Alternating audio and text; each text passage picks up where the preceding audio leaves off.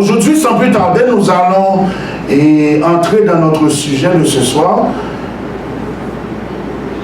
Il est 7h41. Couvrons nos têtes, Seigneur, nous allons parler de toi, nous allons en fait ouvrir ta parole. Parle toi-même à ton peuple. En Jésus, nous t'en prions. Amen. Et le titre de notre entretien de ce soir, c'est la postérité de la femme. Quel est le titre? Quel est le titre?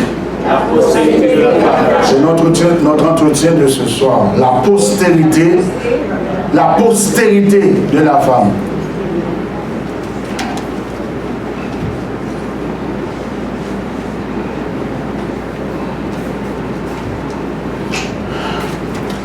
Je pense pas que ça va être long, non? Je pense, ouais. Voici ce que je vais faire. Parce que souvent le soir, et moi, je vous explique les choses. Je vais vous demander de lire. Et puis après, moi-même, je vais tout vous expliquer. Ça va être mieux comme ça. Je vais demander à Sœur Josette de lire pour nous, versets 1 à 6. Sœur Josette, est-ce que tu peux lire versets 1 à 6, Apocalypse 12, versets 1 à 6. Nous allons lire versets 1 à 12. Versets 1 à 6, et puis une autre personne va lire versets 7 à 12, et puis la dernière personne, versets 13 à 18. On va lire un petit peu vite. Ok, 1 à 6, 7 à 12, 13 à 17. Apocalypse 12. 1 à 6, c'est sur le tas, c'est projeté sur pas. Si tu peux voir bien, ici à partir d'ici. La femme et le dragon. Est-ce que tu peux te mettre debout, Sœur Joseph, si ça ne te dérange pas? Un grand signe parut dans le ciel. Une femme enveloppée du soleil, la lune sur ses pieds et une couronne de 12 étoiles sur sa tête. Elle était enceinte et elle criait, étant en travail et dans les douleurs de l'enfantement. Un autre signe parut encore dans le ciel, et voici, c'était un grand dragon rouge, ayant 7 têtes et 10 cornes, et sur ces têtes, 7 diadèmes. Sa queue imprimait le tiers des étoiles du ciel et les jetait sur la terre. Le dragon se tint devant la femme qui allait enfanter, afin de dévorer son enfant lorsqu'elle aurait enfanté. Elle enfanta un fils qui doit perdre toutes les nations avec une verge de fer. Et son enfant fut enlevé vers Dieu et vers son trône. Et la femme s'enfuit dans le désert, où elle avait un lieu préparé par Dieu, afin qu'elle y fût nourrie pendant 1260 jours. Une autre personne? Un volontaire ou une volontaire? Il y eut une guerre dans le ciel. Michel et ses anges combattirent contre le dragon, et le dragon et ses anges combattirent.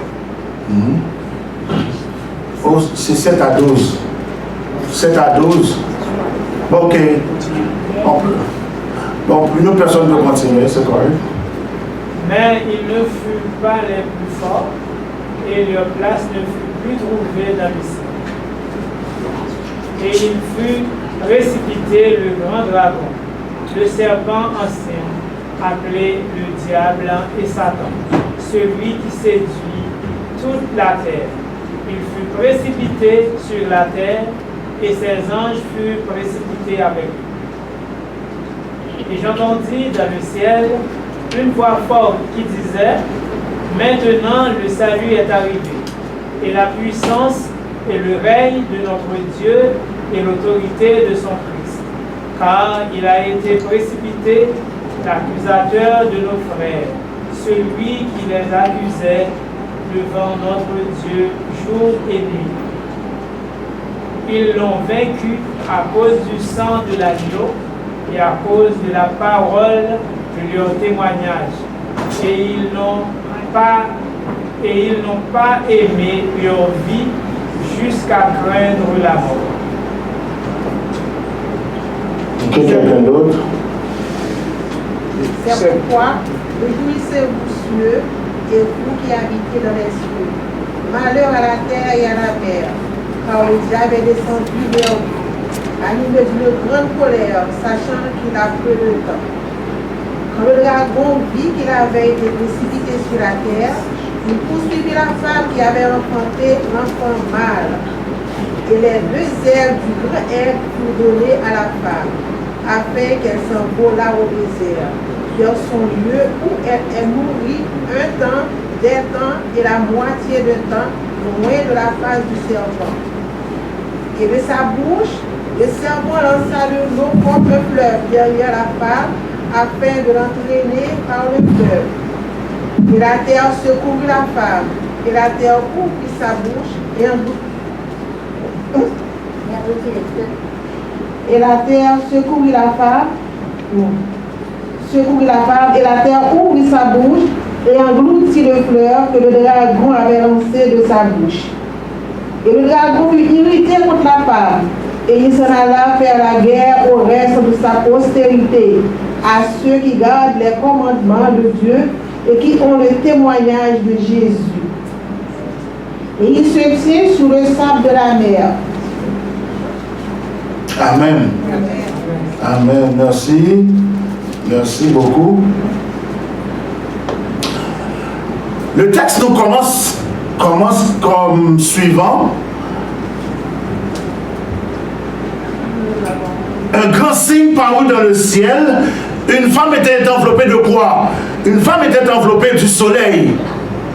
Et le texte nous dit la lune sous ses pieds et une couronne de 12 étoiles sur sa tête. Permettez-moi de vous rappeler que le livre de l'Apocalypse est rempli de symboles. Ok? Dans le livre de l'Apocalypse aussi, il y a beaucoup d'images qui peuvent en fait nous faire peur. Mais le livre de l'Apocalypse, j'aimerais vous rappeler que c'est un livre d'espérance. Parce que Jésus, à travers le livre de l'Apocalypse, nous promet qu'il nous accompagnera. La femme dans la Bible symbolise quoi? L'Église, bravo. Vous pouvez le remarquer en fait, 2 Corinthiens 11, verset 2. On ne va pas le lire, je vous donne les textes, vous allez chez vous. Ésaïe 54, verset 5-6. Et lorsque on nous dit, en fait la parole de Dieu de nous dire, selon Jérémie 3, verset 6-20, prenez les textes, Jérémie 3, verset 6-20, lorsque le peuple de Dieu, que ce soit Israël ou l'Église, se détourne de son Créateur et lui désobéit, en fait le peuple de Dieu est symbolisé par une femme fidèle. C'est-à-dire que lorsque le peuple, je vous l'avais déjà dit, lorsque le peuple de Dieu fait ce qui est bien, Dieu va dire que c'est une femme fidèle ou une femme pure. Mais lorsque le peuple de Dieu fait ce qui est mal, Dieu va dire que c'est une femme infidèle. Et Dieu va même utiliser une expression que un langage courant va dire c'est une prostituée. Une prostituée en fait parce que c'est un terme en fait très péjoratif. C'est-à-dire que lorsque le peuple de Dieu fait ce qui est mal, court après d'autres dieux, en fait Dieu dit que son peuple se prostitue. Hélas, ouais, tout à fait ça. Mais la femme pure symbolise le peuple de Dieu. Par exemple, Éphésiens 5, verset 25 va vous dire, Marie fait quoi? Aimez vos femmes comme Christ a aimé l'Église et s'est livré lui-même pour elle. C'est un texte qui est très mal compris, un texte d'apôtre Paul. Il dit, Marie, aimez vos femmes, comme Christ a aimé l'Église, s'est livré lui-même pour elle. Et Osée 2, verset 16 à 18, verset 21, 22, je vous donne des textes qui vous parlent. Pourquoi, en fait, normalement, que symbolise la femme? Je sais que vous le savez, mais je dois vous le prouver dans les textes de Dieu. Osée 2, 16 à 18, 21, 22. Ensuite, vous pouvez lire Ésaïe 54 comme on l'a lu tout à l'heure. Et si vous lisez aussi, en fait, je vous donne d'autres textes, Apocalypse 11, verset 12, Apocalypse 21, verset 2, 9, 10, en fait, on nous donne d'autres noms de la femme. Quand on vous parle de la femme pure, ou peut-être la femme fidèle, l'épouse de Dieu, la femme de l'agneau, la ville sainte, tout ça symbolise l'Église de Dieu. Quoi?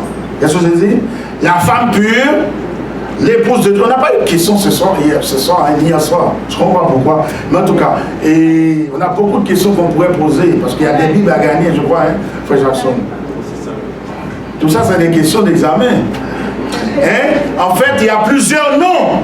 Il y a plusieurs noms que porte en fait l'Église quand on parle la femme pure, l'épouse de Dieu, la femme de l'agneau, la ville sainte, ça représente la même chose. Je vous ai donné des textes, vous pouvez les lire chez vous. Apocalypse 21, 2, 9, 10, Apocalypse 11, verset 12. Et c'est beaucoup d'expressions qui symbolisent la femme. Et on nous dit que, Apocalypse 2, verset 1, un grand signe, comme je viens de vous le dire, parut dans le ciel, et une femme enveloppée de soleil, la lune sous ses pieds, une couronne de 12 étoiles sur sa tête.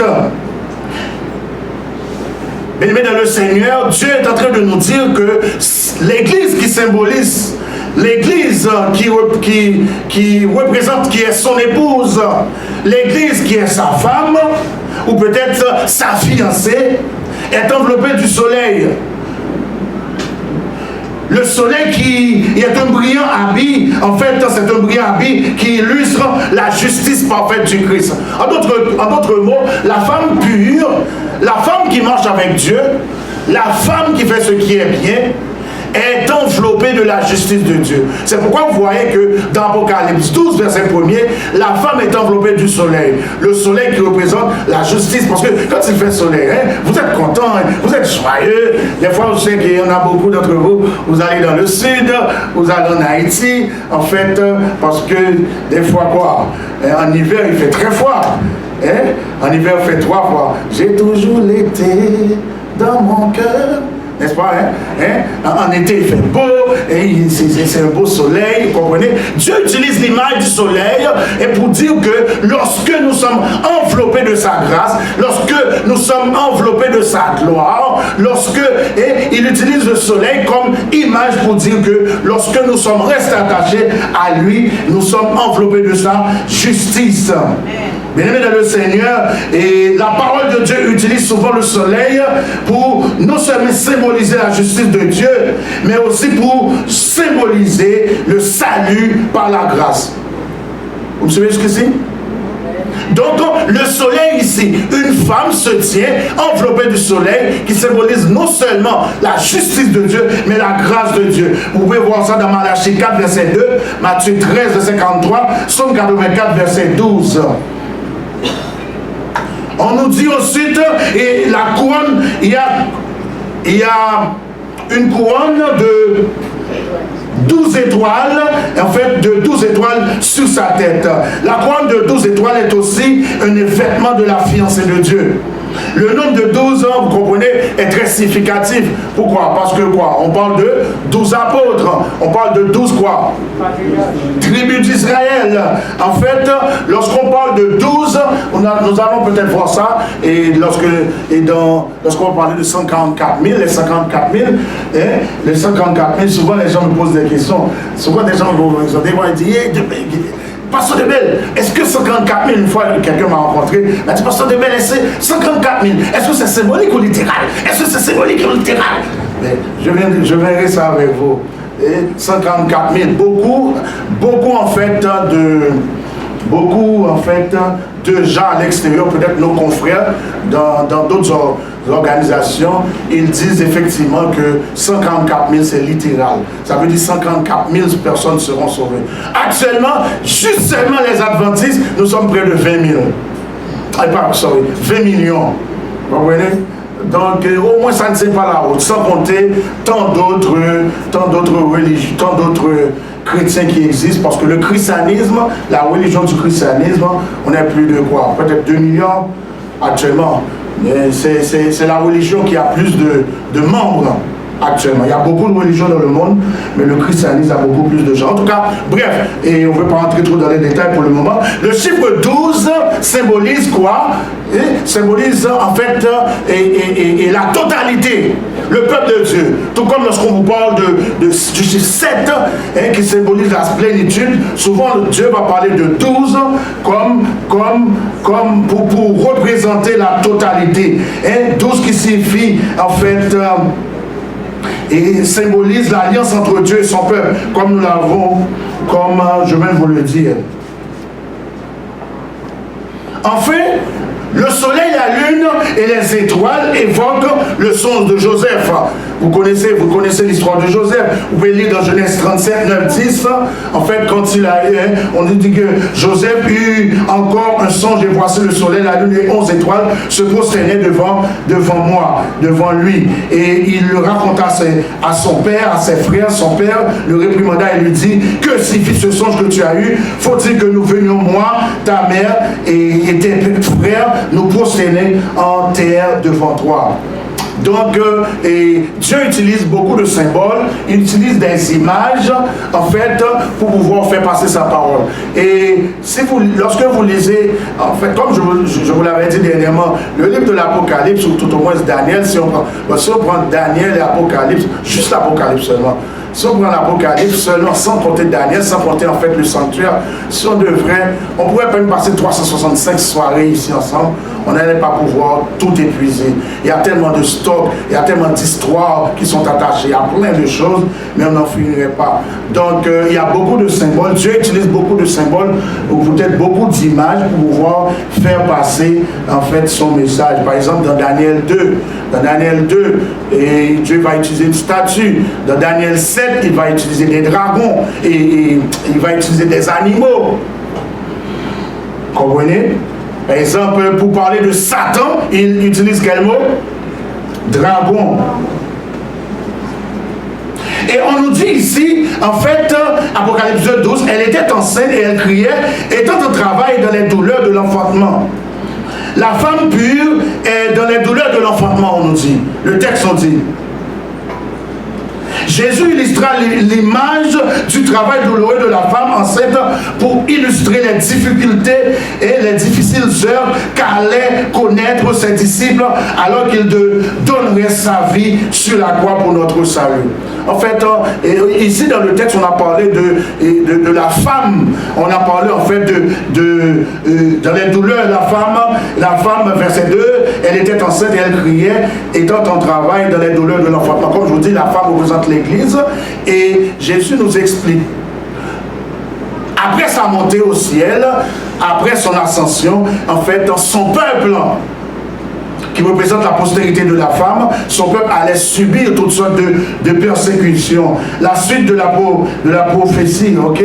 La suite de la prophétie confirme que l'enfant de la femme pure est bien Jésus, celui qui pétera toutes les nations avec une verge de fer. Par exemple, vous regardez dans Apocalypse 12, et verset 5 et Apocalypse 19 verset 13-15 qui nous dit elle enfanta un fils qui doit perdre toute une nation avec une verge de fer et son enfant fut enlevé vers Dieu et vers son trône.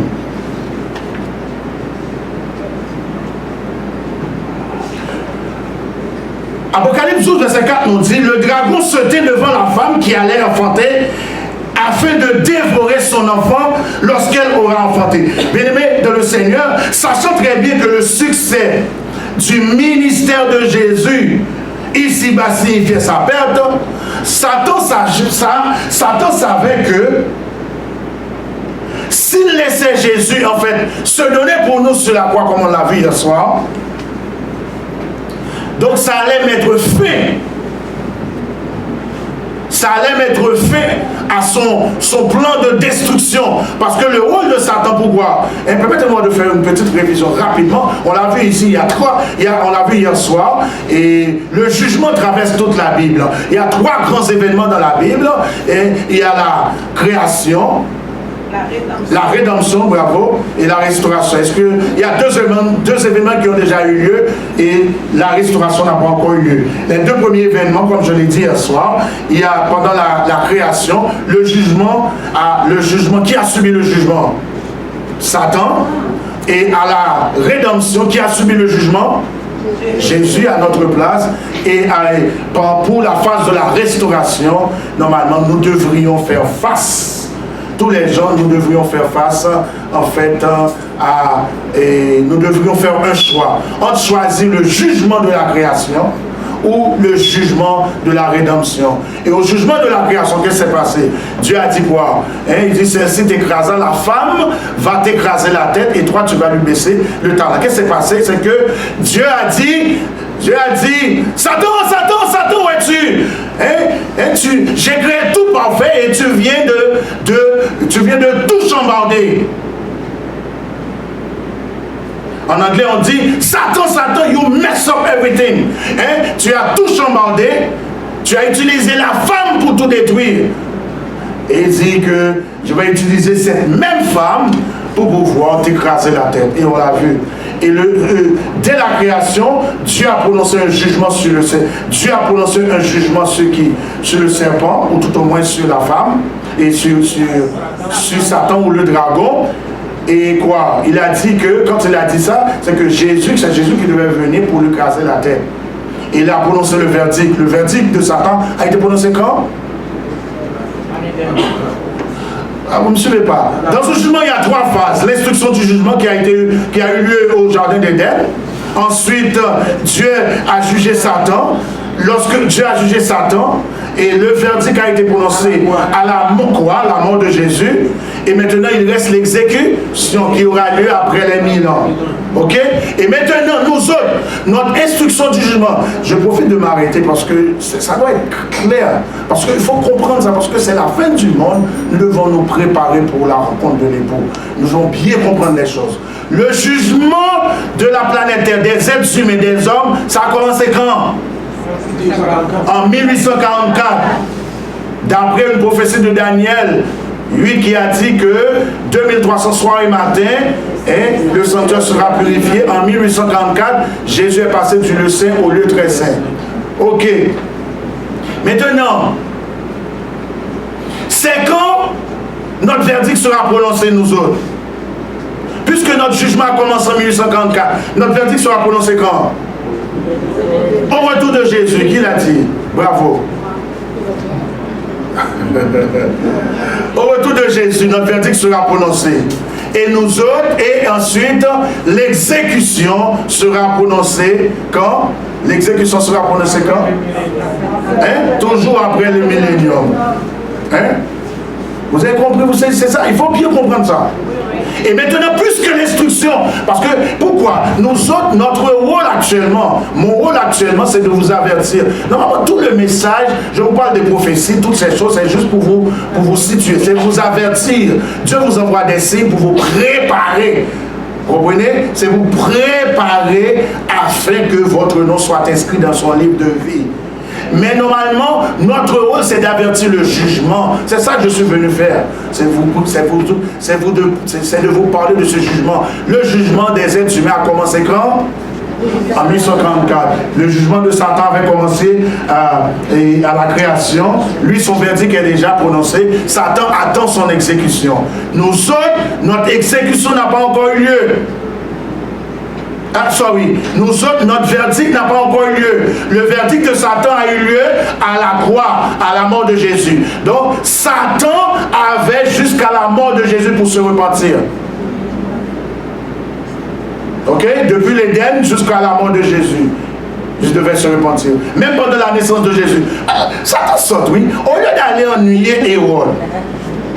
Non, mais il n'est pas intelligent. Au lieu d'aller ennuyer Hérode, il est passé par Hérode, il est passé par Pilate. Au lieu d'aller ennuyer ces gens, mais on va dire petit bonhomme ça a bon cerveau. Au lieu d'aller ennuyer les gens, pourquoi ne pas dire Jésus? Jésus est venu sur la terre. Seigneur, je veux me plier, je veux renoncer au mal. Bon, désormais. Mais il essayait encore. Jésus est venu mourir. Il essayait de voir comment il pourrait tuer Jésus pour empêcher, en fait, à ce que Jésus puisse donner sa vie pour les êtres humains. Donc, normalement, à la mort de Jésus, il a perdu bataille. Il a laissé Jésus mourir à la croix. Et à la mort de Jésus, normalement, son verdict a été prononcé. Donc, c'est très pertinent. Il faut comprendre ces choses. Donc comme on dit ici, on dit que le dragon se tient devant la femme, Apocalypse 12, verset 4, qui allait enfanter afin de dévorer son enfant et lorsqu'elle aurait enfanté. Donc, à la naissance de Jésus et à la fin de son ministère, Satan, comme je viens de le dire, il utilisa une nation afin de détruire le sauveur des hommes. C'est quelle nation qu'il a utilisé? Mais Satan, ce n'est pas la première fois qu'il essaie de chambarder, de tout ravager, de tout détruire. Hein? Il a utilisé... Exactement, il a utilisé la nation Rome. Mais nous allons voir aussi, comme je viens de le dire tout à l'heure, il n'a pas seulement utilisé Rome, bon, il a utilisé, bon, c'est sûr que Pilate travaillait, ou Hérode, il travaillait pour le pouvoir romain, mais il passait en fait, tu vois, comment il utilisait en fait le pouvoir le pouvoir de l'empereur, en fait, pour pouvoir faire tuer Jésus, mais il n'a pas pu arriver. Il a utilisé toutes sortes de moyens. Et on a vu, en fait, Satan voulait tuer Jésus. Ça fait longtemps, il voulait, en fait, contrecarrer la mission de Jésus. Remarquez, en fait, à la naissance de Moïse, ce qui s'est passé. Il a utilisé, en fait, le pharaon pour pouvoir détruire les enfants mâles. Donc Satan, il utilise toutes sortes de trajets, toutes sortes de stratégies pour pouvoir contrecarrer le plan de Dieu. Mais Dieu est beaucoup plus fort que lui. Bien-aimé dans le Seigneur, cette nation, comme Frère Belot l'a dit, c'est l'Empire romain. Satan, en effet, pour essayer de détruire Jésus, il utilisa des dirigeants, et Hérode, comme je viens de le dire, Pilate. Il y a eu... Apocalypse 12, cette année, nous dit qu'il y eut guerre dans le ciel. Michel et ses anges combattirent contre le dragon. Et le dragon et ses anges combattirent, mais ils ne furent pas les plus forts. Et leur place ne fut plus trouvée dans le ciel. Et il fut précipité, le grand dragon, le serpent ancien, appelé le diable, et Satan, celui qui séduit toute la terre. Il fut précipité sur la terre, et ses anges furent précipités avec lui. Apocalypse 12, verset 7 et 9. Et verset 9 à 11 nous dit que Satan fut précipité sur la terre, ses anges furent précipités avec lui, et j'entendis dans le ciel une voix forte qui disait: maintenant le salut est arrivé, et la puissance et le règne de notre Dieu et l'autorité de son Christ, car il a été précipité, l'accusateur de nos frères, celui qui les accusait devant notre Dieu jour et nuit. Satan ne cesse de nous accuser jour et nuit. Ils l'ont vécu à cause du sang, c'est nous autres, de l'agneau, et à cause de la parole de leur témoignage. Et ils n'ont pas aimé leur vie jusqu'à craindre la mort. Malheur à la terre, c'est pourquoi réjouissez-vous cieux. Satan fut précipité, comme on l'a vu tout à l'heure, sur la terre, et ses anges furent précipités avec lui. C'est pourquoi, verset 12, c'est pourquoi réjouissez-vous cieux, et vous qui habitez dans les cieux, malheur quoi à la terre et à la mer, car le diable est descendu vers vous, animé quoi d'une grande colère, sachant qu'il lui reste très peu de temps. Lorsque le dragon vit qu'il avait été précipité sur la terre, il poursuivit la femme qui avait enfanté l'enfant mâle, et les deux ailes du grand aigle furent données à la femme afin qu'elle s'envolât au désert vers son lieu où elle est nourrie un temps, des temps et la moitié de temps loin de la face du serpent. Bien-aimés dans le Seigneur, avant de poursuivre, permettez-moi de vous dire que lorsque Satan a été chassé du ciel, il sait qu'il est définitivement chassé du ciel par la victoire de Jésus sur la mort et le péché. Satan comprit que normalement, définitivement, et son compte à rebours était commencé. Vous savez c'est quoi compte à rebours? Compte à rebours, c'est quoi? C'est comme si on compte à partir de 10, là. 10, 9, 1, 10, 10, 9, 8, 7, etc. Jusqu'à 0. Donc, c'est comme ça, un compte à rebours. Donc, ça veut dire qu'à la mort de Jésus, son compte à rebours était commencé. Ça veut dire qu'il sait qu'à la mort de Jésus, normalement, et il calculait, en fait, le temps jusqu'à son exécution. Parce qu'à la mort de Jésus, son verdict a été Prononcé. Il a été créé par qui, ce monstre-là? Jésus. C'est Dieu qui l'a créé. Donc, madame nous a demandé, en fait, notre visiteur, et il nous a demandé, Qui a créé ce Dieu? c'est qui a créé ce monstre? Ah bon, là, cet affreux machin. Ok. Qui l'a créé? Pourquoi qu'il ne l'a pas créé parfait comme... comment un Dieu parfait a créé un imparfait? Oui, ok. En fait, nous devons poursuivre, mais je vais répondre quand même à la question de madame, malgré que nous devons poursuivre. Madame m'a demandé comment se fait-il qu'un Dieu parfait puisse créer un être imparfait. Donc, puisse créer un être imparfait ou un imparfait. Ce qui se passe, c'est que Dieu nous a créés libres. Dieu nous a créés libres, c'est comme ça, pour pouvoir, normalement, cette liberté doit se démontrer, doit se voir à travers notre amour pour lui. Quoi? C'est quoi? C'est que Dieu nous a créés avec ce qu'on appelle le libre arbitre. En créant tout le monde, il a créé en fait les anges, il a créé les êtres humains, comme on l'a vu hier soir, comme vous n'étiez pas là hier soir, il a créé l'homme parfait, il a dit à l'homme quoi?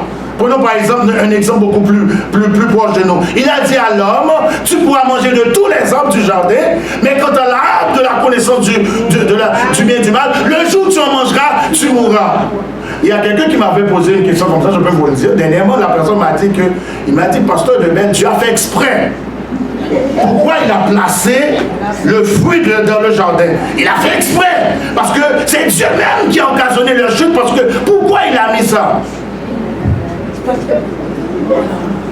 En fait, permettez-moi de vous dire, Dieu a fait ça, c'est parce que, comme je vous l'avais dit hier soir, Dieu, il démontrer à l'être humain en fait leurs limites.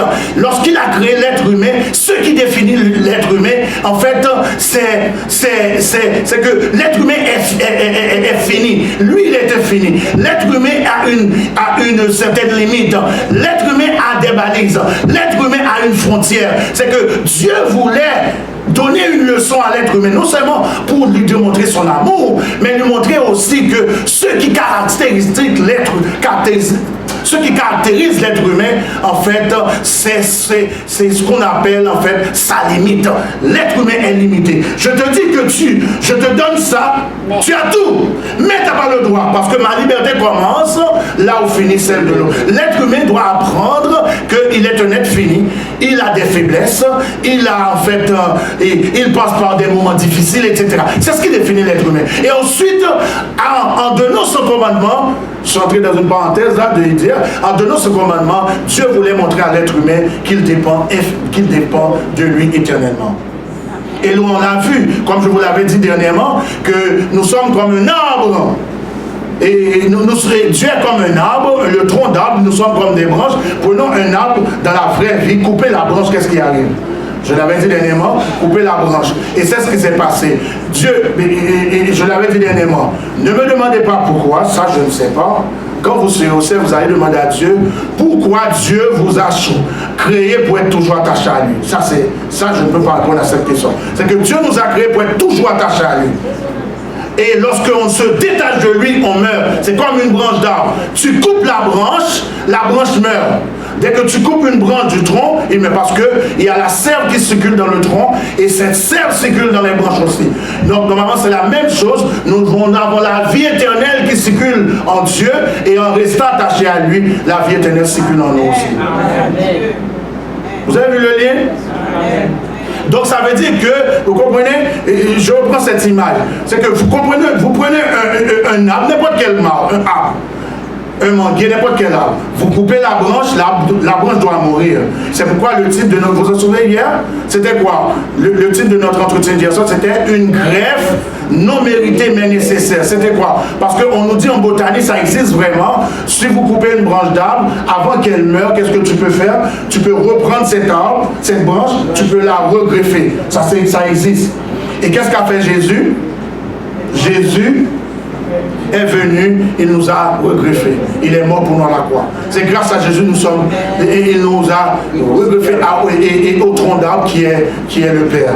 Donc c'est ça. Donc comme je viens de vous le dire, l'arbre a une sève qui circule, cette sève, prenez n'importe quel livre, cette sève circule dans l'arbre, dans le tronc, et cette sève circule dans les branches, et les branches restent en vie à cause de la sève. Couper les branches, il n'y a plus de sève, et la branche va mourir. C'est la même chose. En Dieu, qui est le tronc d'arbre, il y a la vie éternelle, et nous autres, en tant qu'êtres humains, il nous a créés comme ça. Et nous sommes attachés à lui, et la vie éternelle circule dans le tronc qui est l'éternel, le Père, et nous autres, on est attachés, la vie éternelle circule en nous aussi. Et c'est ce qui s'est passé. Donc comprenez, lorsque l'être humain a décidé de se séparer de Dieu, qu'on appelle le péché, automatiquement il meurt. C'est ce qu'on appelle c'est la mort éternelle, c'est la seconde mort. Pourquoi? Parce que l'homme perd cette possibilité de rester connecté à la vie éternelle. Et Jésus, qu'est-ce qu'il est venu faire? Lorsqu'il est venu à la croix, il a pris la mort éternelle pour nous, vous comprenez? Il a pris la mort éternelle pour nous donner la vie éternelle. Vous saisissez ça?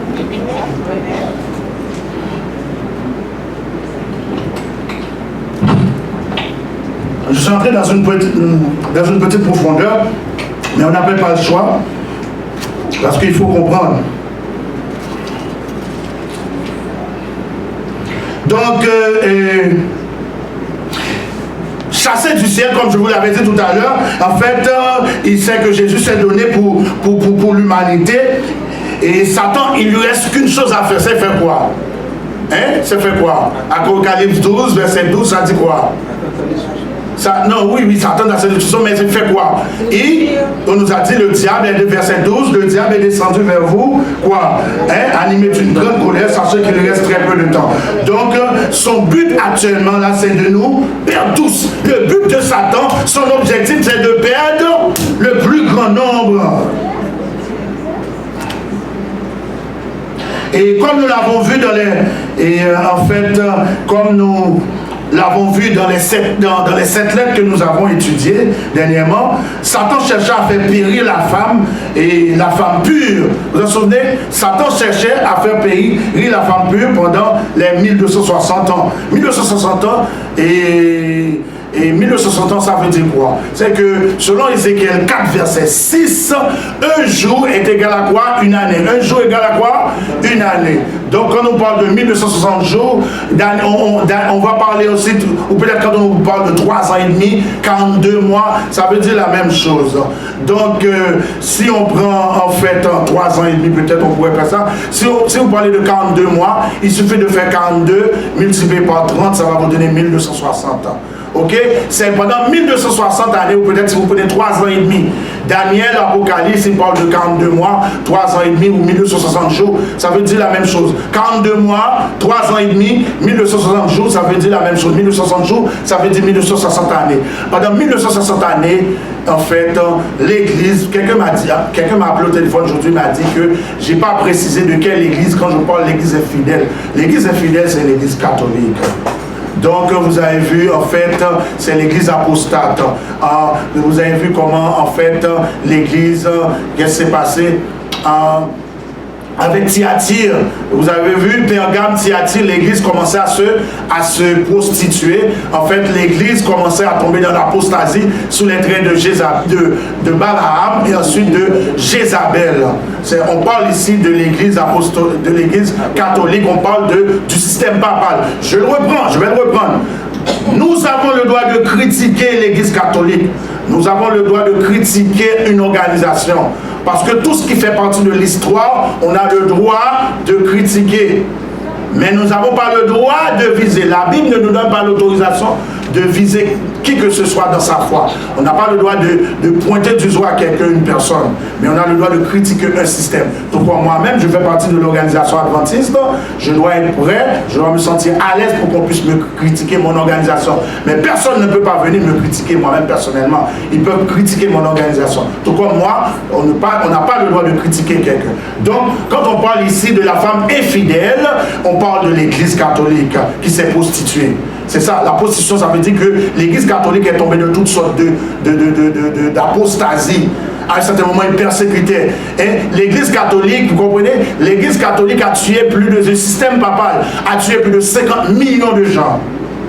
C'est des chrétiens qui sont chrétiens qui ont, par exemple, le reste, comme je vous avais dit, des chrétiens qui ont dit non à la pauvreté, ils vendaient le pardon, faisaient toutes sortes de choses. Des chrétiens, il y a un reste, par exemple, Martin Luther, on voulait le tuer aussi. Et des chrétiens qui dénonçaient en fait le système papal et n'étaient pas contents. Ils ont tué beaucoup de chrétiens. À certains moments, c'est ce qu'ils faisaient, des fois même dans des théâtres. Hein, on faisait venir les chrétiens, on laissait des lions pendant plusieurs jours sans manger. Et on faisait venir les chrétiens dans les théâtres, et puis on lâchait les lions, on jetait les chrétiens, et puis c'est ça, on dévorait les chrétiens, on les jetait dans de l'huile chaude. Vous comprenez? Jean qui a écrit le livre de l'Apocalypse, ce Jean, le Jean qui a écrit le livre de l'Apocalypse, on lui a jeté dans de l'huile chaude, l'huile bouillante, mais il a survécu, il n'est pas mort. Après, il a reçu cette vision. C'est pourquoi on lui a envoyé sur l'île de Patmos. Donc, vous comprenez, les premiers chrétiens, les chrétiens ont subi toutes sortes de persécutions. C'est pourquoi, vous comprenez, je vous l'avais dit, en fait, et qu'est-ce qu'il va donner? C'est pourquoi Dieu va susciter Sardes pour réformer l'Église, le protestantisme pour former l'Église, et le protestantisme va se politiser aussi. Vous comprenez? Parce que tout ce qui importait l'Église à un certain moment, après avoir subi toutes sortes de persécutions, sont tombés dans le compromis, et l'Église commençait à tomber dans toutes sortes d'apostasies, se politiser, et permettez-moi de vous dire que l'Église, comme nous allons voir, l'Église catholique, le système papal contrôlait, il contrôlait le monde. Pour nommer des rois, on passait par eux. On leur a remis le pouvoir, 330, les années 300, on remet le pouvoir au pape. Par exemple, pour tel pays, normalement, pour nommer un roi, c'est l'Église catholique, ou peut-être le système papal qui devait, toutes ces décisions devaient passer par eux. Donc vous comprenez? Donc ils ont commis toutes sortes de mal. Donc ça veut dire que Satan, qu'est-ce qu'il fait? Puisqu'il voit qu'il a perdu bataille à la croix, parce que son verdict a été prononcé, qu'est-ce qu'il fait? Il devait beaucoup plus furieux, parce qu'il dit, le diable est descendu vers vous, animé, après les verset 12, d'une grande colère, sachant qu'il lui reste très peu de temps.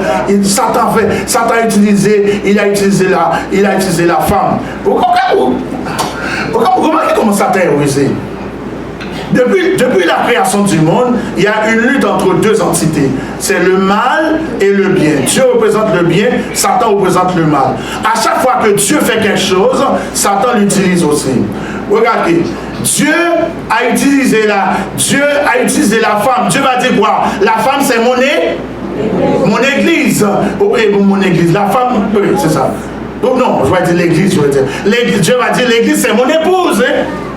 Et Satan va utiliser la femme aussi pour pouvoir, Satan va utiliser la femme aussi comme son épouse pour pouvoir aboutir à ses fins. Tout ce que Dieu fait, Satan le fait aussi. Right? Donc c'est ça. Donc on poursuit rapidement. Un temps des temps, la moitié des temps, je vais vous l'expliquer. On nous a parlé en fait dans le texte d'ailes des ailes d'aigle.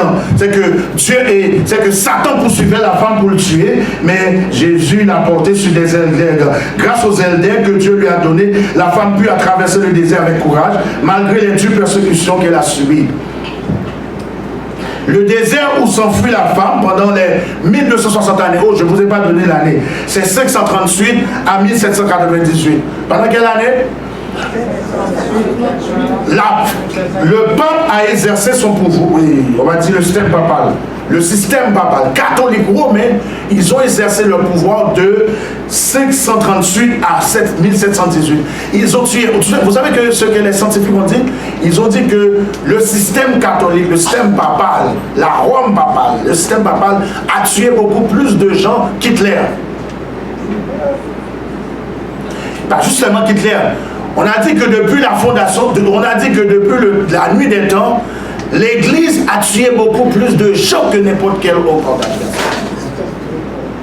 Même les guerres les plus monstrueuses, les plus dévastatrices, même des tremblements de terre les plus dévastateurs, et les plus dévastateurs, ou peut-être dévastateurs, on pourrait dire comme ça, là, n'ont pas tué autant de gens que l'Église. L'Église a tué beaucoup de gens. Vous avez entendu parler de l'Inquisition? Ils ont utilisé l'Inquisition. Les musulmans que tu vois aujourd'hui, l'Église catholique en a tué beaucoup de musulmans. Ils ont utilisé le bûcher. Ils ont utilisé toutes sortes de formes de choses. Des fois, le pape arrivait dans une ville et puis il dit au roi, s'il y a des chrétiens qui refusent de se soumettre, et il dit que détruisez la ville au complet. Et puis des fois, et le pape, et il est arrivé dans une ville, le pape, et puis finalement, le roi dit, mais c'est pas normal. En fait, c'est pas normal. Il y a des catholiques aussi dans la ville. Il dit que qu'il y ait des catholiques ou pas, éliminer toute la ville. C'est ça l'église catholique. C'est ça, c'est cette église-là que je vous... C'est pas moi, hein. Tout ce que je vous dis là, c'est dans la Bible, mais prenez n'importe quel livre d'histoire. C'est pas moi qui vous raconte des histoires. Allez, Google. Allez cliquer sur Google, prenez vos encyclopédies, regardez l'histoire de l'église, c'est pas moi. Regardez l'histoire de l'église. Vous prenez la tragédie des siècles d'Ellen G. White, vous allez voir. Prenez n'importe quel livre, allez regarder ce que l'église a fait. C'est pourquoi Dieu m'envoie aujourd'hui pour prêcher, c'est quoi? C'est pour, s'il y en a des gens qui sont encore attachés à cette Babylone, parce que l'église catholique représente Babylone. Et même si je ne suis pas encore dans la petite conne, permettez-moi de vous dire quelques indices qui démontrent effectivement que on parle de l'église catholique. On nous dit qu'elle sort du milieu, cette église-là, elle sort du milieu des 10 nations. Elle s'élève après des 10 nations, donc après 476. Elle a une plus grande apparence que les 10 nations, Maintenant, dit que je vais revenir sur la petite conne, mais je vous donne des indices. Elle a un homme à sa tête. Elle abaisse 3 nations. Vous vous en souvenez? Les Hérouïs, les Vandales, les Ostrogoths. L'église a éliminé 3 nations. Elle blasphème contre Dieu. Parle avec arrogance. C'est Daniel 7, verset 8. Elle fait la guerre aux saints.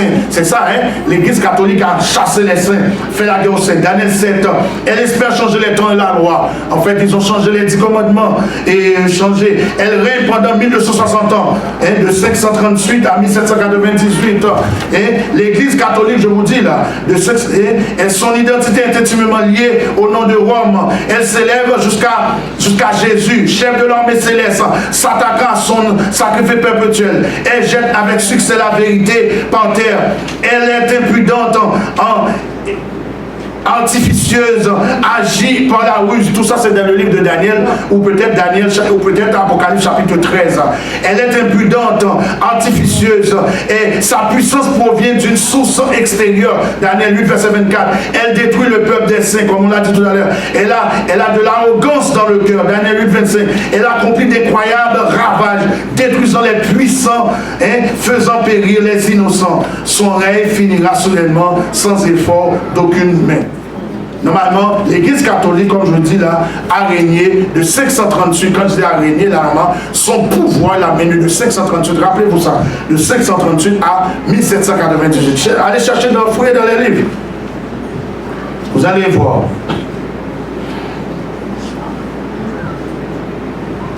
Bien-aimés dans le Seigneur, lorsque nous lisons 1 Roi 19, verset 4, 1 Roi 19, verset 4, 7 et 8, on nous dit que Élie alla dans le désert où après une journée de marche, il s'assit sous un genêt et demanda la mort en disant: c'est assez maintenant, Éternel, prends mon âme quand je ne suis pas meilleur que mes pères. L'ange de l'Éternel fait une seconde fois et toucha et dit: lève-toi, mange quand le chemin est trop long pour toi. Il se leva, mangea et but, et avec la force que lui donna cette nourriture, il marcha 40 jours et 40 nuits jusqu'à la montagne de Dieu en Horeb. Donc ça veut dire que vous avez lu le texte tout à l'heure, la femme s'enfuit. On nous donne ici, je suis venu avec le texte pour vous, pour montrer que de la même façon que Jésus a pris Jésus avait en fait dans le désert, comprenez, Jésus avait porté, ou Dieu avait porté en fait le peuple d'Israël sur des ailes d'aigle. Il les avait nourris dans le désert. De même, il a nourri Élie. C'est comme ça, il a nourri son peuple aussi. Lorsque son peuple commençait à fuir la persécution. Exactement. Comme les 2 témoins qu'on a vus tout à l'heure, pendant les 1260 ans, les 2 témoins, comprenez, 2 témoins dans la Bible, on parle de 2 témoins, on parle de l'Ancien et le Nouveau Testament. L'expérience de la femme pure au désert, c'est quoi le titre du sujet de, c'est quoi le titre de notre entretien de ce soir? La postérité de la femme pure, nourrie par Dieu, évoque aussi celle d'Élie que nous avons vue, que nous venons de voir. Apocalypse 12, 14, 15. Et les deux ailes du grand aigle furent données à la femme afin qu'elle s'envolât au désert. L'offensive de Satan, bien-aimé dans le Seigneur, le serpent, contre le peuple de Dieu, la femme pure, se traduit par un fleuve lancé dans le but de noyer la femme. C'est ça qu'on nous dit, Apocalypse 12, 14, 15. Et de sa bouche, le serpent lança de l'eau comme un fleuve derrière la femme, afin de l'entraîner par le fleuve. Le fleuve symbolise quoi? Vous pouvez lire Ésaïe 8, verset 7, Jérémie 2, verset 13, 18. Le fleuve symbolise parfaitement la double nature de l'offensive lancée contre la femme pendant les 1260 ans, puisque l'eau de Satan représente à la fois les hommes qui persécutent et les doctrines qui empoisonnent. Persécuté en Europe en droit populaire, ok? On dit persécuté en Europe en droit populaire, parce que vous remarquez, j'aimerais que vous compreniez ça. Regardez ce qu'il a dit dans le texte. Le texte dit, et de sa bouche, le serpent lança de l'eau comme un fleuve. Ok, le fleuve, ça représente quoi dans la Bible? Le fleuve, l'eau, représente quoi? Le peuple. Remarquez. Ok, persécuté en Europe, l'Europe en droit très populaire, parce que le fleuve, ça veut dire que vous comprenez,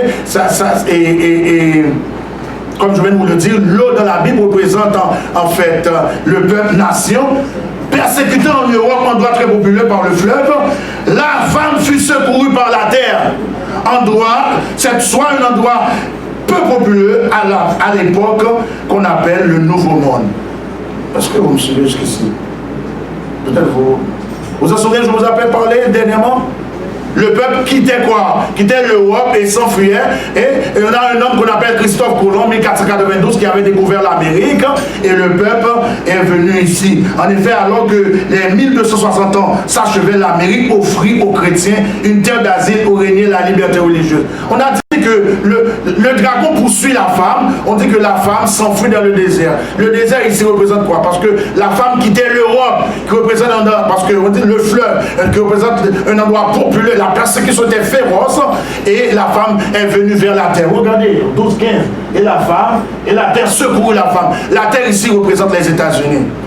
C'est ça. C'est que de 538 à 1798, la persécution, presque vers la fin de la persécution, Dieu a permis à Christophe Colomb de découvrir l'Amérique et beaucoup étaient venus, les anabaptistes, les puritains, les piétistes, etc. Ils étaient tous venus en Amérique et comme ça, en fait, et Dieu a donné une terre d'accueil. Donc l'Amérique ou les États-Unis représentaient en fait un endroit peu populaire. Et le fleuve ici représente en fait l'Europe qui était en fait très populaire, qui persécutait les chrétiens. Vous me savez ce que c'est? Je ne comprends pas moi. Hein? Je ne comprends pas.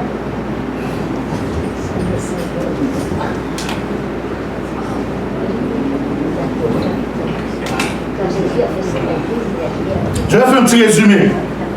Je vais faire un petit résumé parce qu'il y a madame de voix qui dit qu'elle ne comprend pas. Un petit résumé rapide. Un petit résumé. Un petit résumé. Un petit résumé. Et normalement, madame, ce qui se passe, on pourrait prendre un rendez-vous avec vous pour vous expliquer. Mais j'aimerais faire un petit résumé pour tout le monde. Ce qui se passe, comme je vous dis là, Satan, il utilise toutes sortes de stratégies pour détruire le peuple de Dieu.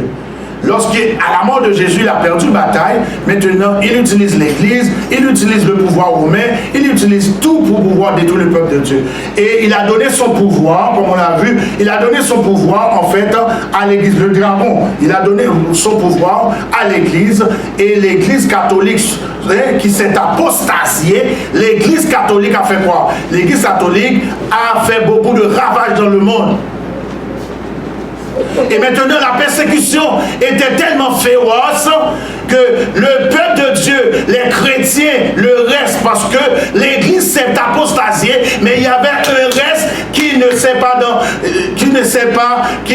n'a pas été de l'apostasie, qui n'a pas été de la corruption. Mais ça veut dire que beaucoup de gens se sont corrompus, l'Église persécutait, l'Église tuait, mais il y a des gens qui étaient restés sincères à Dieu. C'est ça que ça veut dire. Et ce groupe qui était resté sincère, on appelle ce reste, Satan a poursuivi ce reste. Et Dieu a suscité Christophe Colomb en 1492, Dieu a suscité Gutenberg en 1455 pour innover l'imprimerie. Et maintenant, qu'est-ce qu'on fait? La Bible a été imprimée. Dieu préparait une terre d'accueil qu'on appelle les États-Unis. Et les gens sont venus aux États-Unis. Et c'est ce qu'on a dit. C'est ce qu'on a étudié Apocalypse 12. Je sais, Apocalypse, c'est complexe, mais comprenez, quand on dit que la femme s'enfuit vers le désert ici représente les États-Unis comme terre d'accueil. C'est les intérêts. Ça, c'est dans l'histoire, tout ce que je vous dis là. Mais vous comprenez, c'est pas. La Bible, les symboles, c'est pas clair. Il faut que quelqu'un vous l'explique, comme je le fais ce soir. Est-ce que vous comprenez jusqu'ici? Donc on doit poursuivre. C'est ça. Les États-Unis représentaient une terre d'accueil parce que la persécution était très féroce. Ici, on nous a dit, on nous dit que le dragon lança le fleuve contre la femme. Ça veut dire que le roi persécutait les chrétiens. Amen. Et Dieu a suscité les États-Unis. Christophe Colomb, je le répète encore, a découvert les États-Unis, a découvert l'Amérique, et les gens sont venus, les chrétiens sont venus ici pour s'installer. C'est ça. Il fouait la persécution de l'Europe. Et c'est ça que je vous dis en ce soir. Bien-aimés dans le Seigneur, Apocalypse 12, verset 17 nous dit que, nous allons terminer, Apocalypse 12, verset 17 nous dit que le dragon fut irrité contre la femme et il s'en alla faire la guerre quoi? Au reste de sa postérité, à ceux qui gardent les commandements de Dieu et qui ont le témoignage de Jésus. Ok? Donc, les gens fuyaient la persécution. L'Église s'est apostasiée à travers le temps. L'Église s'est apostasiée. L'Église apostolique après la montée de Jésus, cette Église qu'on a connue, l'Église qui a été persécutée de 100 à 313, l'Église à partir de 313, l'Église a été corrompue. L'Église est entrée dans toutes sortes de compromis. Ce qu'on appelle en fait Pergame et Éphèse et Smyrne représentent la même Église. C'est l'Église, on pourrait dire, pure. Et maintenant, l'Église de Thyatire et l'Église de Pergame et de Thyatire représentent en fait l'Église apostate. Et c'est ce qu'on appelle, et c'est comme ça, et c'est là que le système papal s'est installé. C'est la même Église. Pergame et Thyatire, c'est le système papal. Et quoi? Ils sont entrés, le système papal s'est politisé. Ils ont maintenant tous les autres chrétiens qui ont dénoncé le système papal. Le système papal a voulu faire quoi? Voulait tuer ces gens. Ils ont utilisé toutes sortes de persécutions. Ils ont tué plus de 50 millions de chrétiens. Et maintenant, la persécution est devenue tellement féroce.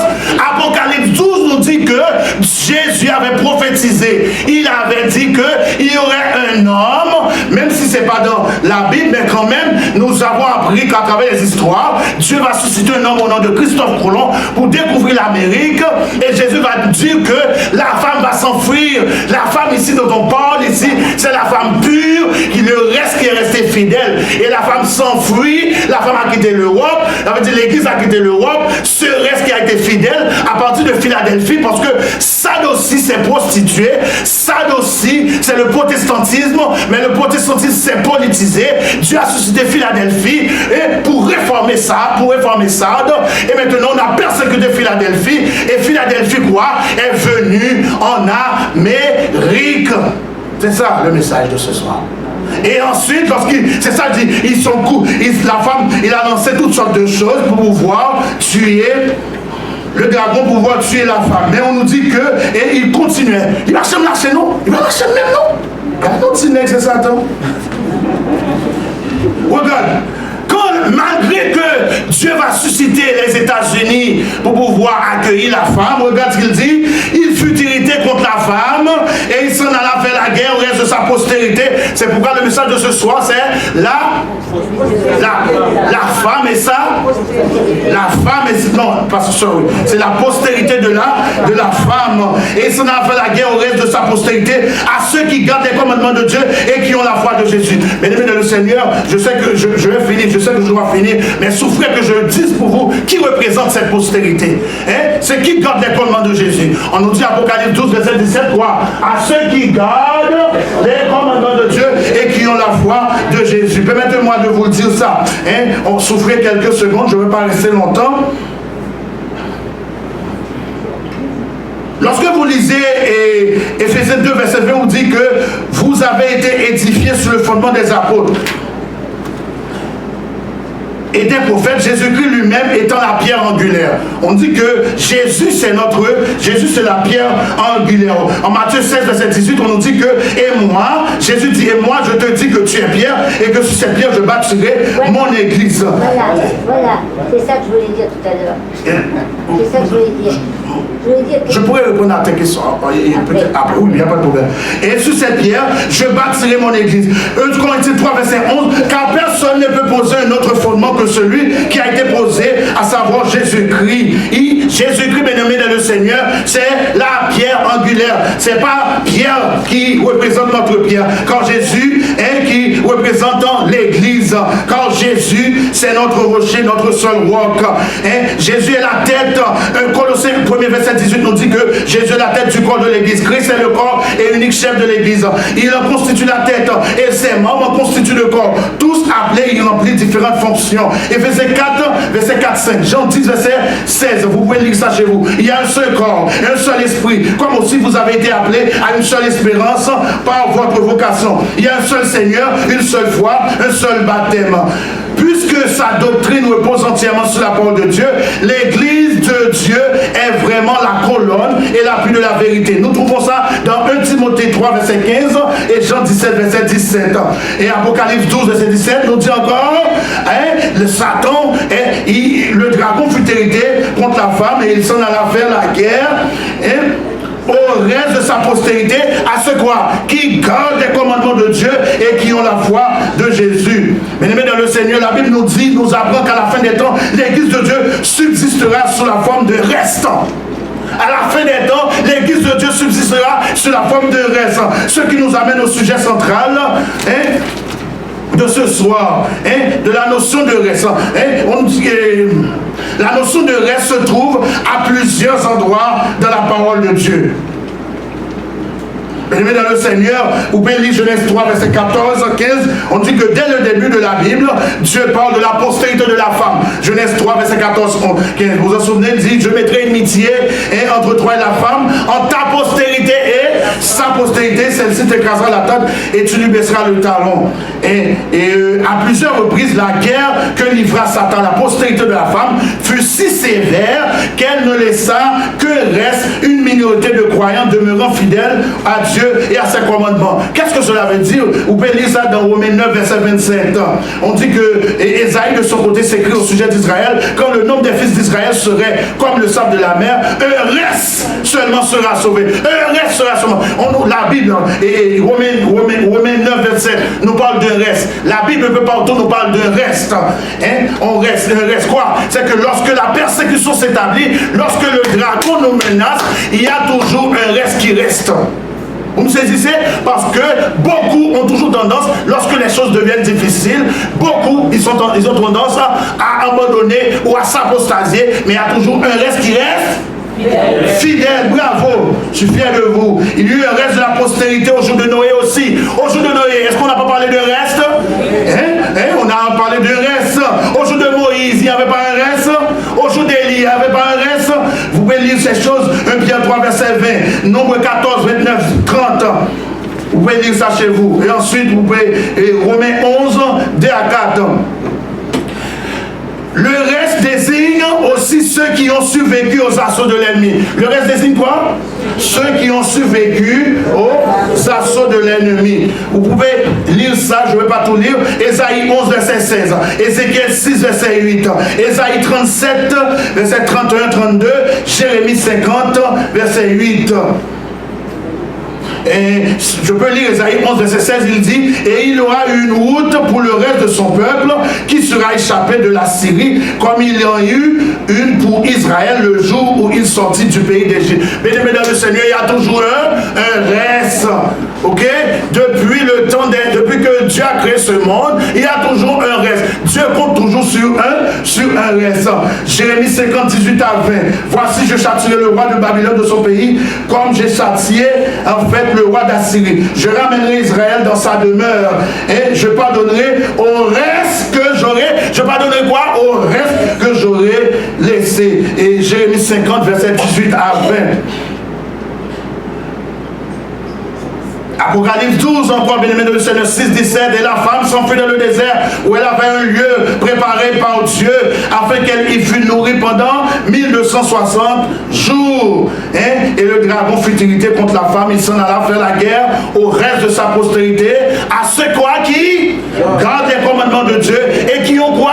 Le témoignage de Jésus. Le reste de la postérité de Jésus, la postérité c'est qui? C'est ceux qui gardent les commandements de Dieu et qui ont quoi? Le témoignage de Jésus. Bien-aimé dans le Seigneur, sous l'ancienne alliance, Dieu mit fin au règne de Babylone et un reste du peuple Israël en sortit. C'est ça, l'ancienne alliance. Et dans l'Ancien Testament, l'ancienne alliance, Dieu a fait alliance au peuple d'Israël, mais il y a un reste, regardez, et Dieu mit fin au règne de Babylone, un reste du peuple d'Israël en ressorti après l'exil. Bien-aimé de le Seigneur, de même, sous la nouvelle alliance, Dieu mit fin au règne de 1260 ans, 1260 ans de 538 à 1798 de l'église apostate, la Babylone spirituelle, ici, la Babylone spirituelle, le système papal, le système catholique romain et un reste d'Israël spirituel en ressorti. Romains 11, 4, 5 nous dit, mais quelle réponse je fais-il à Élie? Je me suis réservé 7000 hommes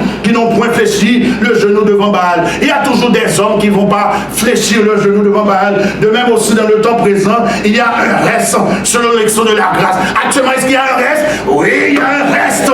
Actuellement, il y a un reste. Malgré tout ce qu'il peut faire, il y a un reste. Actuellement, on nous parle en fait, je verrai ça dans le futur avec vous, il y a le drague, il y a en fait la bête. Lorsqu'on nous parle ici, en fait, la femme impure représente la bête.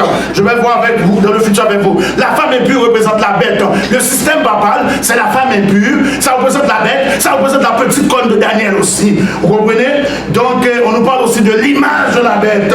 On nous parle en fait, tous ceux qui imitent la bête, qui imitent en fait l'image de la bête, normalement, c'est ceux qui choisissent de ne pas marcher avec le Seigneur. Et en Michée 2, verset 12, je te rassemblerai tout entier au Jacob, je rassemblerai les restes d'Israël, je les réunirai comme les brebis d'une bergerie, comme le troupeau dans son pâturage, il y aura un grand bruit d'hommes.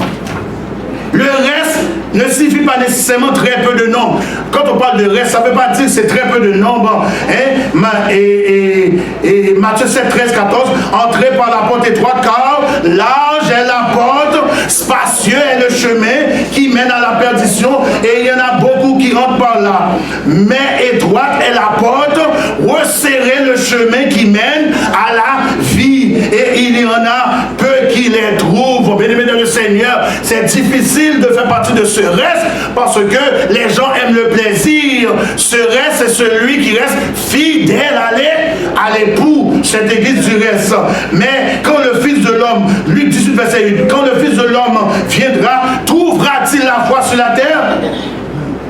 Mais le Seigneur, comme Jésus l'a mentionné à plusieurs reprises, le reste désigne nécessairement une minorité de personnes.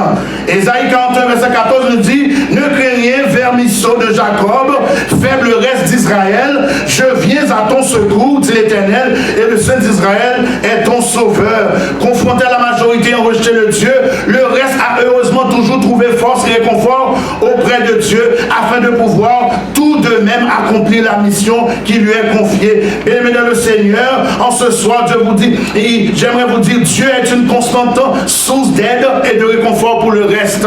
Et vous pouvez voir ça, Ésaïe 46, verset 3, 4, et Jérémie 31, verset 7, et verset 9 à 11, Zacharie 8, verset 12.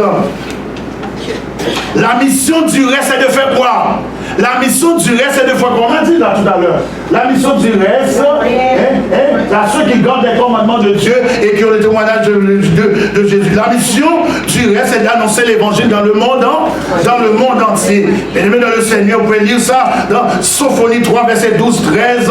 Je laisserai au milieu de toi un peuple humble et petit, qui trouvera son refuge dans le nom de l'Éternel. Les restes d'Israël ne commettront point d'iniquité. Bien-aimés dans le Seigneur, en ce soir, j'aimerais vous demander de faire partie de ce reste, amis visiteurs, amis des réseaux sociaux, amis des ondes, vous qui êtes ici, faites partie de ce reste.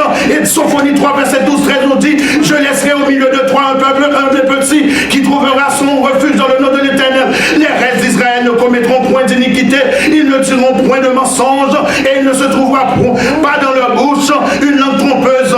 Vous pouvez lire aussi Isaïe 61 à 5, bien-aimés dans le Seigneur, Apocalypse 12, 17 nous dit encore, et le dragon fut irrité contre la femme, il s'en alla faire la guerre au reste de sa postérité, à ceux qui gardent les commandements de Dieu et qui ont le témoignage de Jésus. Comme je vais vous le dire, après 1260 ans de persécution, de l'an 538 à 1798, pendant lesquels plus de 50 millions de croyants furent tués, la Bible indique qu'à la fin des temps, l'église de Dieu subsistera sous la forme de reste. Plusieurs indices nous font, je termine, plusieurs indices nous sont donnés afin que nous puissions identifier qui est ce reste de la postérité de Abraham. L'église du reste, voyons les indices de ce reste, qui représente ce reste. Et on dit que tout d'abord, vous pouvez lire Apocalypse 12, 14, 16. Et les deux ailes du dragon furent données à la femme afin qu'elle s'envolât au désert vers son lieu où elle est nourrie un temps, des temps et la moitié d'un temps, et loin de la face du serpent. Et le dragon fut irrité contre la femme et s'en alla faire la guerre au reste de sa postérité. Tout d'abord, l'église de Dieu, sous la forme du reste de la postérité, est apparue après 1260 ans. Le règne apostate soit après 1798. Apocalypse 12, 15, 16 ans, et nous dit encore, et de sa bouche se prononça de l'eau comme un fleuve derrière la femme, afin de l'entraîner par le fleuve, et la terre secourut la femme, et la terre ouvrit la bouche, et engloutit le fleuve. La terre, je dis, c'est les États-Unis, et la femme voulait détruire le peuple de Dieu, ce reste que le dragon avait lancé de ça, en utilisant le fleuve, afin de pouvoir détruire la femme. Le dragon a utilisé du fleuve pour détruire la femme, le fleuve. On nous dit Apocalypse 17, 15 ans, les eaux que tu as vues, ce sont des peuples, des foules que représente l'eau, des fleuves. Apocalypse 17, verset 15 ans, les eaux que tu as vues, ce sont des peuples, des foules, des nations, des langues. Persécuté en Europe, endroit populeux symbolisé par le fleuve, la femme fut secourue par la terre, soit un endroit peu populeux à l'époque, le Nouveau Monde. L'église du reste est donc apparue en Amérique après 1798. L'église du reste enseigne quoi? Apocalypse 12, 17, Apocalypse 14, verset 12. C'est ici la persévérance des saints qui gardent les commandements de Dieu et qui ont la foi de Jésus. L'église du reste enseigne le salut par quoi? Par la grâce en Jésus-Christ. Et observe tous les commandements de Dieu, y compris le 4e commandement, recueillant l'observation du jour, le sabbat, comme le jour de repos. Bien-aimés de le Seigneur, nous commençons à découvrir ce qui représente le reste. On nous dit que l'église du reste enseigne le salut par la grâce en Jésus-Christ et observe tous les commandements. L'église du reste est quoi? On sait tous les commandements. Apocalypse 14, verset 12. C'est ici la persévérance des saints. Qui garde quoi? 9 commandements de Dieu. Qui garde 8 commandements de Dieu? Qui garde 7 commandements de Dieu? Non, qui garde les commandements de Dieu et la foi de Jésus. L'église du reste enseigne le salut par la grâce en Jésus-Christ. Et l'église du reste observe aussi tous les commandements de Dieu, y compris le 4e commandement requérant l'observation du 7e jour, le sabbat. L'église du reste observe le sabbat comme jour de repos. Bien-aimés dans le Seigneur, Ésaïe 58, 12 à 14 nous dit, les tiens si tu retiens ton pied, on va commencer à lire à partir de verset 13. Si tu retiens ton pied pendant le sabbat pour ne pas faire ta volonté en mon séjour, si tu fais du sabbat tes délices pour sanctifier l'Éternel en mon séjour, si tu en le glorifiant, et si tu l'honores en ne suivant point tes voies et en ne te livrant pas à tes penchants et à de vains discours, alors tu mettras ton plaisir en l'Éternel et je te ferai monter sur les hauteurs du pays, je te ferai jouir de l'héritage de Jacob ton père. Bien-aimé dans le Seigneur, la parole de Dieu avait d'ailleurs prédit que l'église du reste redécouvrait le sabbat, dont l'origine remonte à la création, où elle vend aussi les fondements antiques. Apocalypse 14, verset 6 nous dit, je vis un autre ange qui volait par le milieu du ciel, et un évangile éternel pour l'annoncer aux habitants de la terre. À qui? À toute nation, à toute tribu, à toute langue, à toute peuple. L'église du reste, bien aimé dans le Seigneur, l'église du reste est un mouvement mondial. Je suis heureux de vous dire ce soir que l'église du reste est un mouvement mondial annonçant son message à la grandeur de la planète. Et quelle est la nature de ce message? Bien-aimés dans le Seigneur, je termine. La nature de ce message, l'église du reste selon Apocalypse 14, verset 7 nous dit que craignez Dieu et donnez-lui gloire, car l'heure de son jugement est venu, et adorez celui qui a fait quoi? Le ciel, la terre, la mer et les sources d'eau. Verset 8, elle est tombée Babylone la grande, qui a abreuvé quoi? Toutes les nations du vin de la fureur de son impudicité. Verset 9 nous dit quoi? Si quelqu'un adore la bête et son image et reçoit une marque sur son front front, sur sa main. Il boira quoi? Lui aussi, du vin de la fureur de Dieu, versé sans mélange dans la coupe de sa colère, et il sera nuit et jour dans le feu de soufre. Bien-aimés dans le Seigneur, permettez-moi de vous dire, Apocalypse 12, 17 nous dit, on achève vraiment, et le dragon futilité contre la femme. Il s'en alla faire la guerre au reste de sa postérité, à ceux qui gardent les commandements de Dieu et qui ont le témoignage de Jésus. Et Apocalypse 19, verset 10 nous dit, le témoignage de Jésus, c'est quoi? C'est l'esprit de la prophétie. Le témoignage de Jésus, c'est quoi? L'esprit de la prophétie. L'église du reste détient aussi le témoignage de la prophétie de Jésus, qui est l'esprit de la prophétie.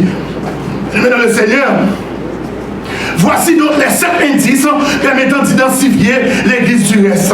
L'église du reste apparaît après 1798, Apocalypse 12, 14, 17. Et l'église du reste apparaît dans un endroit peu peuplé à l'époque qui est le Nouveau Monde ou l'Amérique, les États-Unis, Apocalypse 12, 15. L'église du reste enseigne le sabbat par la grâce en Jésus-Christ, par le moyen de la foi, mes amis dans le Seigneur. Apocalypse 12, verset 14, verset 12, Éphésiens 5, 2, verset 8, 9.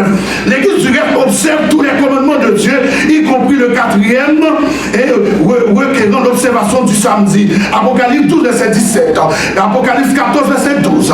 Ésaïe 58, verset 12, 14. L'église du reste est un mouvement mondial. Apocalypse 14, verset 6. L'église du reste annonce le message des 3 anges. Apocalypse 14, verset 6 à 12. Et l'église du reste a le témoignage de Jésus, qui est l'esprit de la prophétie. Apocalypse 12, 17, 19, 10. Bien-aimés dans le Seigneur, Luc 11, verset 9 nous dit, cherchez et vous trouverez. Si nous examinons toutes les dénominations, nous verrons vite qu'un seul mouvement. Si nous examinons toutes les dénominations de ce monde, nous verrons qu'un seul mouvement répond à toutes les caractéristiques de l'église du reste. Il s'agit de l'église adventiste du 7e jour. Amen. Nous sommes les seuls. Seulement les adventistes du 7e jour. Respecte tous ces indices que je viens de dire. Je sais que j'étais un petit peu vite. Et maintenant le Seigneur, il n'y a que l'église adventiste du 7e jour qui répond à tous ces critères. Fondée en 1863, cette église compte aujourd'hui plus de 20 millions de membres. Et maintenant le Seigneur, et l'église adventiste aujourd'hui enseigne le salut en Jésus-Christ. L'église adventiste garde tous les commandements de Dieu et proclame le triple message d'Apocalypse 14. J'ai encore d'autres brebis. Jean 10, verset 16. J'ai encore d'autres brebis qui ne sont pas de celles de bergerie. Celles-là, il faut que je les amène. Elles entendront ma voix et il y aura un seul troupeau, un seul berger. Oh, l'église adventiste du 7e jour n'enseigne pas que seuls ses membres seront sauvés.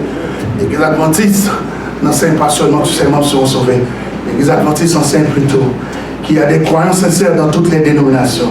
Et que ces croyants, s'ils viennent en contact avec la lumière de la parole de Dieu, sauront se joindre enfin à l'église de Dieu.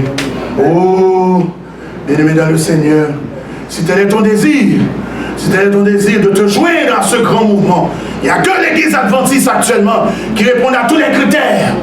Il n'y a que l'église adventiste qui observe tous les commandements. Il n'y a que l'église adventiste qui ne laisse pas tomber le 4e commandement.